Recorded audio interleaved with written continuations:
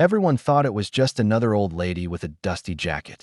Until the colonel stood up and saluted her first. It happened in a crowded diner on a quiet afternoon, where whispers were louder than the clatter of plates. A place where nobody expected history to walk through the door, let alone sit down for a cup of coffee. Before I tell you what happened next, tell me in the comments where you're watching from. I love knowing who's listening. Her name was Margaret Ellis, though most people just called her Maggie. She was 73, her back slightly bent, her eyes calm, the kind of calm that comes only after a lifetime of storms. On her worn-out denim jacket sat a collection of pins, each one telling a story: service ribbons, faded insignias, and one small silver pin in the shape of a falcon gripping a lightning bolt.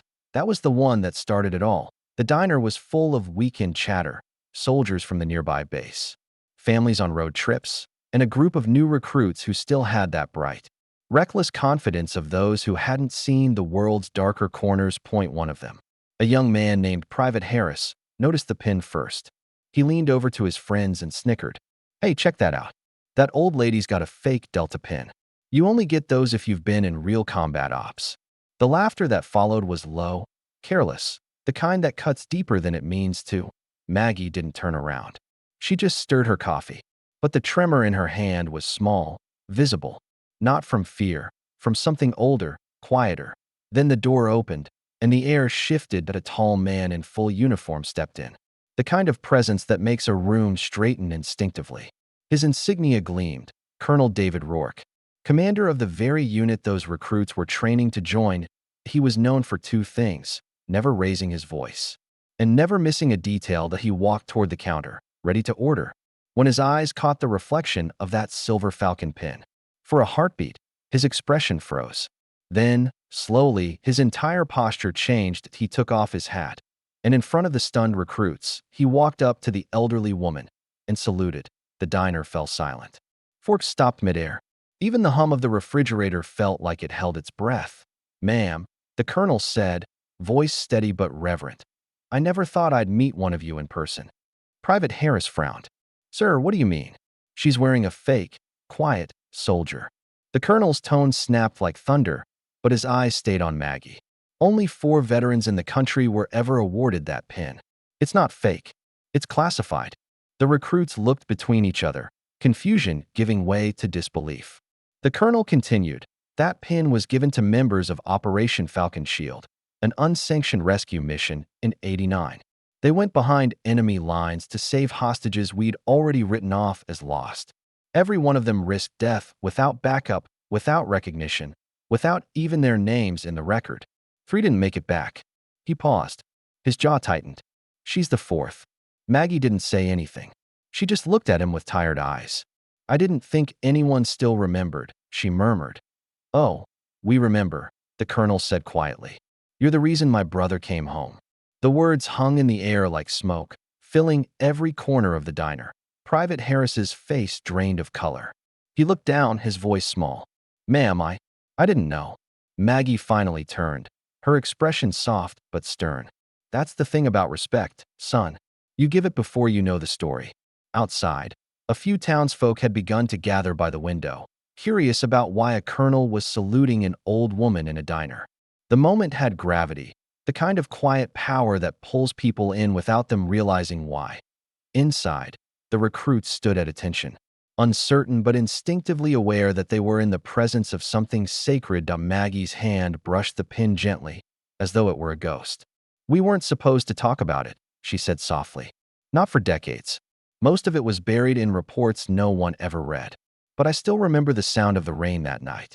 The river, the gunfire, the faces of the ones we couldn't bring home." She looked up, eyes glistening but unbroken. "People think bravery feels like power. It doesn't. It feels like standing in the dark, hoping the person next to you doesn't fall." The colonel nodded slowly, eyes distant. "The record said Falcon 2 was the one who carried the wounded out of the jungle. Said she refused to leave until everyone was accounted for." Maggie gave a faint smile. "They called me Falcon 2, but it was never about me. It was about all of us, the ones who didn't get to come home." A heavy silence settled, but it wasn't uncomfortable. It was reverent, the kind that demanded reflection. And then, in a gesture that none of the recruits would ever forget, The colonel turned to them. "Gentlemen," he said, voice low but commanding. "This woman represents everything we're supposed to be. You trained to be heroes, but she already was one, long before you were born. Learn from that." The recruits, one by one, straightened.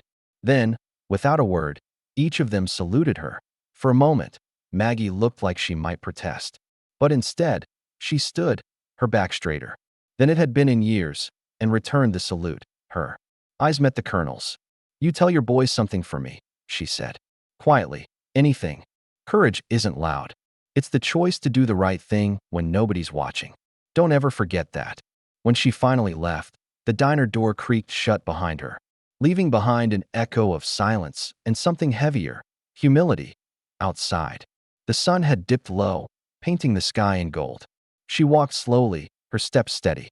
The colonel watched her through the window, then said to no one in particular, "She shouldn't have had to pay for her silence all these years." Private Harris swallowed hard. "Sir, do you think she'll ever tell her story?" The colonel shook his head. "She just did, and we were lucky enough to hear it." Days later, word spread through the base about the old woman, the pin, the salute. A quiet reverence took root among the soldiers. Recruits stopped bragging about what they'd done and started asking about what they could learn, and every so often, a few of them would visit that diner, not for the coffee, but to sit in the booth where she once sat, tracing the memory of that silver falcon on the wood grain, because some stories don't need medals. They just need to be remembered, because kindness doesn't vanish. It waits. And it finds its way back, and somewhere, under a fading sunset, a soldier named Falcon 2 kept walking, quietly, proudly, knowing the world had finally remembered what it forgot. If this story moved you, let me know in the comments. And don't forget to subscribe for more true and untold stories of courage, sacrifice, and humanity. Your support keeps these stories alive.